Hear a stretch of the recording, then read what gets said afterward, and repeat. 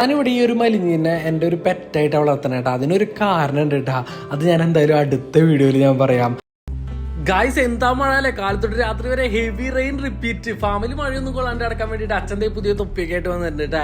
എങ്ങനെയുണ്ട്? അടിപൊളിയില്ല. ഇനി heavy rain ആണെങ്കിൽ ഹെവി തൊപ്പി ഉണ്ട്. ഇത് വെച്ച് കഴിഞ്ഞാൽ തീരെ തല നനയില്ല. ചുരുക്കി പറഞ്ഞു കഴിഞ്ഞാൽ ഒരു ചെറിയ കോട്ടയുടെ വലുപ്പം തന്നെ ഉണ്ടില്ല. പക്ഷെ നമ്മുടെ ഇന്നത്തെ വീഡിയോ നമ്മുടെ ജിൻഡാപ്പിനെ പറ്റിയിട്ടാട്ടോ. ആളുടെ ടാങ്കൊക്കെ കണ്ടില്ലേ? ക്ലീൻ ചെയ്തിട്ട് ഞാൻ കുട്ടപ്പനാക്കി പുതിയ പ്ലാൻസ് ഒക്കെ സെറ്റ് ചെയ്ത് ആൾക്ക് കിടന്നുറങ്ങാൻ നല്ലൊരു പൈപ്പൊക്കെ സെറ്റ് ചെയ്തിട്ടുണ്ട് കേട്ടോ. അപ്പൊ ഈ ഒരു മലിഞ്ഞും കൂട്ടം ഞാൻ അത്ര സ്നേഹിച്ചൊരു പെറ്റ് പോലെ വളർത്തണം എന്തുകൊണ്ടാന്ന് അറിയണ്ട. അതിന് കുറച്ച് കാലം പുറകോട്ട് പോകണം കേട്ടോ. ഏകദേശം 20 കൊല്ലത്തോളം പുറകോട്ട് പോകണം. എനിക്ക് അന്ന് 5-6 വയസ്സോളം കേട്ടോ. 1ാം ക്ലാസ്സിലാണ് ഞാൻ പഠിക്കണത്. എൻ്റെ അമ്മ വീട്ടിൽ നിന്നിട്ടായിരുന്നു ഞാൻ പഠിച്ചിരുന്നത്. കോതകുളത്തായിരുന്നു കേട്ടോ ആ സ്ഥലത്തിന്റെ പേര്. അവിടെ വിദ്യാഭ്യാസം എന്ന് പറഞ്ഞിട്ടൊരു സ്കൂൾ ഉണ്ടായിരുന്നു.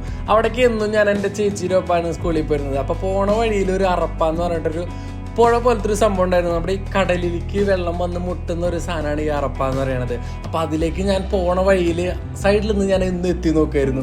അപ്പൊ അതിൽ സ്ഥിരം ഞാൻ കണ്ടുകൊണ്ടിരുന്ന ഒരു മീനായിരുന്നു കേട്ടോ ഈ കാണുന്ന ഈ മലിഞ്ഞ്. കാണാനൊരു പാമ്പിനെ പൊലിക്കുന്ന കാരണം എനിക്ക് കൗതുകം കൂടുതലായിരുന്നു കേട്ടോ. വീട്ടിൽ വന്ന് അമ്മമ്മോട് പറഞ്ഞപ്പോൾ അമ്മമ്മ പറഞ്ഞു, ഈ മീൻ പാമ്പുകളുടെ ഒപ്പം നടക്കുമ്പോൾ പാമ്പുകളുടെ പോലെയും മീനുകളുടെ ഒപ്പം നടക്കുമ്പോൾ മീനുകളുടെ പോലെയും പെരുമാറുമെന്ന്. തള്ളി മറിച്ചതായിരിക്കും. എന്നാലും ഞാൻ സ്ഥിരം സ്കൂളിൽ പോകുമ്പോൾ നോക്കിയിരുന്ന ഒരു ഫിഷ് ആയിരുന്നു കേട്ടോ ഇത്. അന്ന് എനിക്കിതിനെ പിടിച്ച് ഫ്രൈ ചെയ്ത് കഴിക്കണം എന്നൊക്കെ ആയിരുന്നു ആഗ്രഹം. പക്ഷെ ഞാൻ അന്ന് വളരെ ചെറുതായതുകൊണ്ടും എനിക്കിതിനെ പിടിക്കാൻ കഴിവില്ലാത്തതുകൊണ്ടും എനിക്ക് പിടിക്കാനും പറ്റിയില്ല.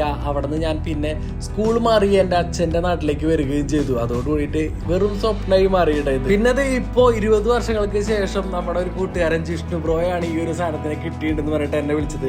ഞാൻ നേരെ പോയി കളക്ട് ചെയ്ത് നമ്മുടെ ഫാമിലേക്ക് കൊണ്ടുവരികയായിരുന്നു. ഇപ്പൊ ഞാനായിട്ട് ഭയങ്കരമായിട്ട് ഇണങ്ങി എൻ്റെ ഒരു ഫേവറേറ്റ് ഫിഷും കൂടി ആയിട്ടുണ്ട് നമ്മുടെ ജിൻഡാപ്പി. എൻ്റെ വീഡിയോസുകളൊക്കെ ഇഷ്ടപ്പെടുകയാണെങ്കിൽ നിങ്ങളുടെ വിലയേറിയ അഭിപ്രായങ്ങൾ കമന്റ് ബോക്സിൽ രേഖപ്പെടുത്താൻ മറക്കരുത്. ടാപ്പിന് പുതിയൊരു വീഡിയോയിൽ കാണാൻ എല്ലാവർക്കും ബൈ.